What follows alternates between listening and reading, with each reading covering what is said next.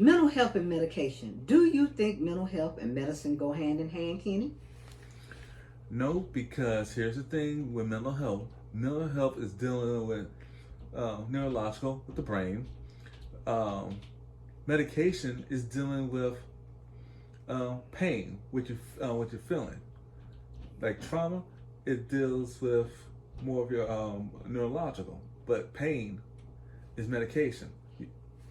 Okay, because it's kind of like when people looking at uh, neurological disorders, and when they're talking to their doctor, they're describing more suffering than more pain on the medical side, which is actual inflammation and swelling, and and I think if they could just kind of say, well, I'm in pain over here, and here's my suffering over here, it's kind of different because doctors kind of swing with when you walk in there. It's like, well, how, you know, have you had any swelling? Have you had any vision loss? Have you had any? But Woody, what do you think about uh, medicine with mental health? I think that mental health and medicine should not only be separate, period. So, medicine does not help mental illness. So, it should never be an option for mental illness is medicine. It should be lifestyle changes. All right. Would you rather do lifestyle changes, Kenny, than medicine? Absolutely. Here's why. Like with changes, when by lifestyle changes, you mean you have a choice. That means you can decide, hey, I could change my diet, I could go to the gym, I could exercise. Now, with medicine, you do have somewhat of a choice, but the doctors do not like the patient pushback. Like for instance, and you told the doctor, why, doc? I'm doing well, I'm healthy. Why you adding on medication? Why you not taking away if I'm doing better? And the only problem with that is doctors are got their hands tied because big pharma and insurance companies are making a profit on add-ons on medication. What are some of your lifestyle changes? My lifestyle changes is eating the right foods like healthy, quality meats, fruits, and vegetables, walking, and I'm adding more exercises like swimming. I'm adding more exercises like jiu-jitsu, things like that. Okay. Exercise and meditation is good. Walking, they say, is, very easy. People kind of play off walking, but that's really a good Well, exercise. what about hobbies? You know, Like have some take like like some people like to make baskets, some like arts and crafts, something to stimulate the mind. that's what you do, isn't it, Kenny? You usually I, do a lot of hobbies. I do a lot of hobbies. I make shirts, jerseys, belts, anything in the clothing line dealing with fashion. One thing in the mental health sector is a lot of people uh, don't control their stress level, or they're around people that stress them out. And what would you do, Woody, if you? Well, I don't think you really surround yourself with anybody that's. No, I guess get rid of them, number one. And I refuse to go to places that even stress me out in the first place. Like, for example, I don't go to Walmart at all because it's stressful. I don't go to Hobby Lobby too much because that's a little bit stressful. Or the one of the high V's across the street because it's like I call it the self entitlement. I go to the high V on 64th Street. Okay, you like the people that are I like it when I go shopping. I have to have a connection with the person. Like if I go to Costco, for instance, if I don't like that person, I'm just not going to that line. And what I also make a point when I go to Costco, I will never, ever use the self-checkout lanes, ever, because it eliminates communication. Do you think, Kenny, that the doctor should consider medicine as a last option or first option? Like I said, I'm not an expert in the medical field. Okay. Um, if I was a doctor, I would make it like the second choice, but personally, no choice for medicine. Because if the problem resides in lifestyle changes, let's look at the lifestyle. Let's put how the person's eating, what they're doing outside for extracurricular activity under the microscope instead of medicine. Okay. So they got so many drugs out there for people with mental health, and instead of kind of putting it in a more holistic therapeutic format, they have uh, antidepressant, anti-anxiety meds, mood stabilizers, anti-anxiety stimulants. Just so much medication is out there, and instead of investing all that money, we need to invest more in education, where I'm not putting everything on the doctor.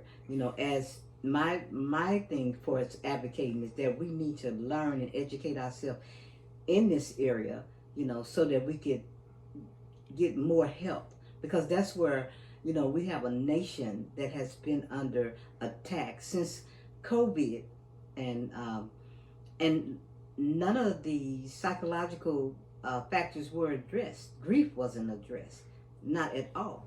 And you can't just medicate a whole nation and think we're going to be back on track, because one of the things that a lot of people said, are we going to be back to normal? That statement right there, what does that say to you? There will never be a normal in the first place. What may be normal to one person may be disnormal to somebody else. So I never even use the term normal at all. I hate that word normal. Okay. And so even when you talk about disabilities, what did you I call it unique ability and extraordinary minds. It's not a disability, because if you look at the definition of disability, you had it and it was taken away. Okay? All right. So everybody responds differently. And when we talk about medicine, it say some people may be helped, but there have been so much medicine pushed out there, and so much medicine that's just not, as you say, Kenny, not taken away, that people are not going back and getting like the therapeutic aspect of it, but only the med side of it. And then when we come to the med side of it, we come to an addiction side, and then we got another problem. It's a snowball effect. I think, and like I said, this is personal opinion, that if the patients have this conversation with the doctor and advocate for their own life, and then if the doctor sit down and listen to the patient, then this conversation could go either way.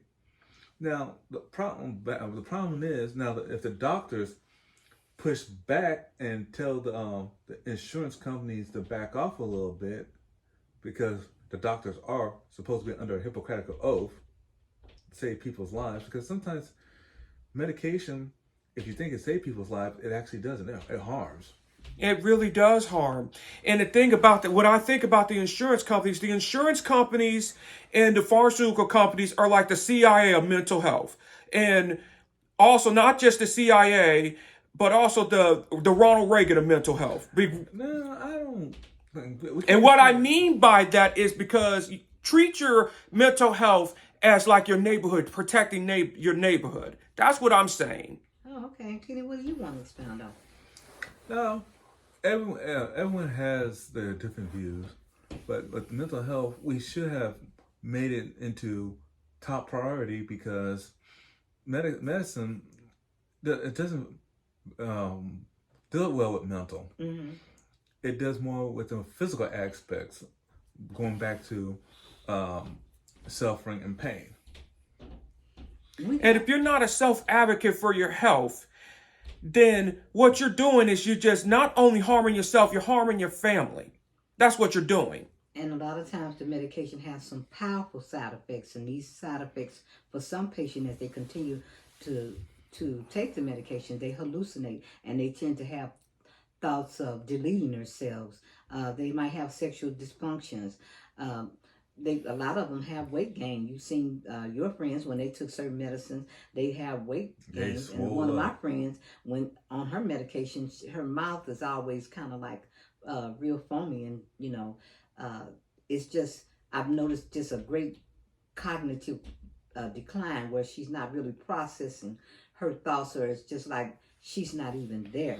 And that's just happened with albuterol, with that chest. That happened with the steroid as well. Yeah, because you had what? Asthma attacks. Yeah. And I did foods to get rid of my asthma. Okay. For its management, we have to be responsible if we are given something to take. But a lot of times people aren't responsible, and they kind of overdose themselves, and we've lost a lot of icons from addictions, because they start off, and Prince is a good example.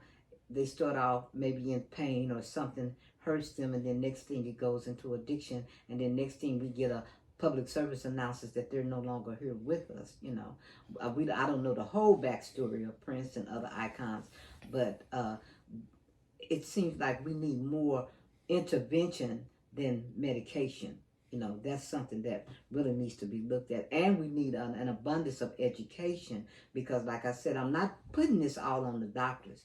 We have a responsibility, too, to help educate ourselves and learn as much as we can, because you can't walk into an office and just put your life in somebody else's hand. They don't know what you need, and there's no way that I'm going to hand my life over to somebody or have a come to Jesus moment and say, God's going to take care of it. Well, God gave you senses, okay? Gave you senses, okay?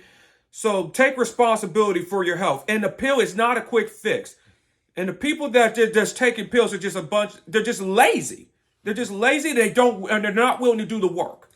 Well, it's not just more lazy. Society has gotten tuned that problems can be solved within 15 to 20 minutes. And here's the thing, V. People got to within one. What I'm trying to say here, to what he said, quick fix. See, problems cannot be solved in 15 minutes. A problem cannot be solved in a day. It's a process. Mm-hmm. And people just kind of lost patience to go through a process. Life is a process until we get to where we have to get to. It's one day at a time, one step at a time. Absolutely. Now, my biggest concern with this whole industry on the psychological side, I look at it as you go to a doctor, you see a psychologist. Okay, everybody has a scan. They're looking at something on the x-ray to say, okay, we have a problem, we're looking at it, and we need to go in and fix it. We got a mammogram for the breast. We got PET scans. We got MRIs.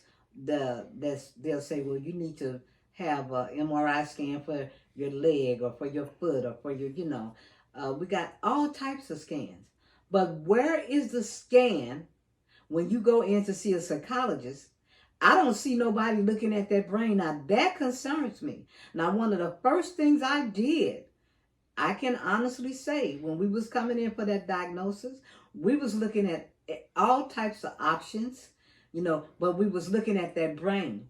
White matter, gray matter, it really does matter because you need to get there and you need to see inside that brain and see how we can help correct some of the problems that that goes on, because I don't think it would be as many mass killings, mass shootings, because a lot of times I think like if they had a profile or something to look at, an outline and say, well, we're looking at the brain and this is where a tumor is putting pressure on this, is causing them to do X, Y, and Z, and once this is removed or once this is treated, I think that would help solve the problem. But we're only like tunnel vision. We're not looking at a bigger picture. We're not looking at the brain. We're looking outside. And like I said, when I was diagnosed with cancer, what happened? They looked inside, all types of tests, but they don't do that when they're giving out these diagnoses. But you know what? This was a really good session, a powerful session. And we're going to have more sessions like this. And I think you guys did an exceptional job. Kenny, you want to say something before we go?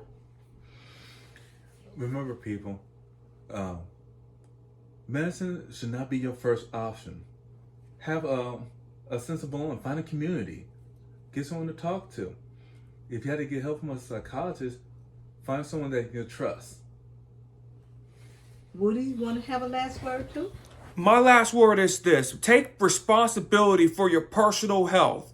Take responsibility for your mental health. Find the right places, find the right friends, and find the right places to make friends, whether it's the right online community, the right inner physical community. Because I even made some mistakes making bad online communities and physical community, and it costs. So learn from me. Find the right communities. And also, before we close out, find the right doctors. And if you go out there seeking a doctor and your child or your elder adult or whoever has anything that's dealing with mental health, let's get a scan. Let's look. Let's take a deep dive. Let's And find a functional doctor only. So the doctors that you should find is a functional doctor, not no traditional doctor. Okay, and on that note, we're out.